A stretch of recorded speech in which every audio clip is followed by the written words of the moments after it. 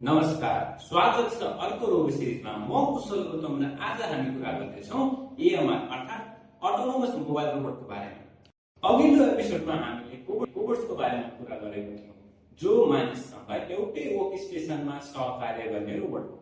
र आज हामी त्यस्तो रोबोटको बारेमा कुरा गर्छौँ जो आफै हिँड्छ, आफै बाटो खोज्छ र आफै सामान पुर्याउँछ।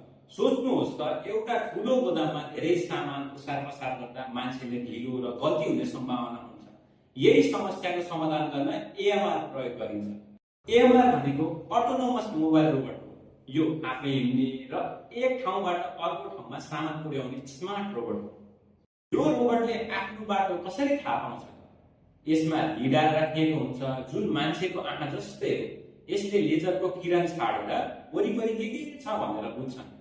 साथै क्यामेरा र अरू सेन्सरहरू पनि हुन्छन्।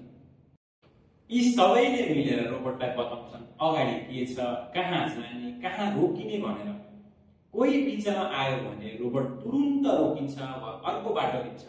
एउटा कम्प्युटर सिस्टमले एकैपल्ट धेरै एएमआरहरूलाई एकसाथ म्यानेज गर्दछ। यो रोबोटको प्रयोग कहाँ कहाँ हुन्छ त? एमाजोन, फ्लिपकार्ट, अलिबाबा जस्ता ठुला कम्पनीहरूमा हजारौं एएमआरहरूले सामान सर्ट गर्छन् र पुर्याउँछन्।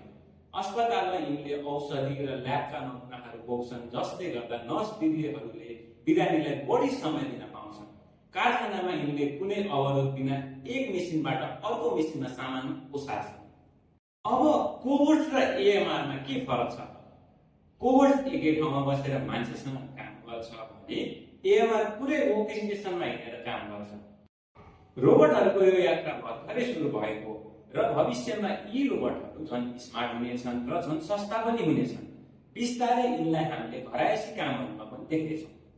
यदि तपाईँलाई यो उपयोगी लाग्यो भने अटोमेसन र रोबोटिक्स सम्बन्धी जानकारीका लागि हामीलाई फलो गर्नुहोस्।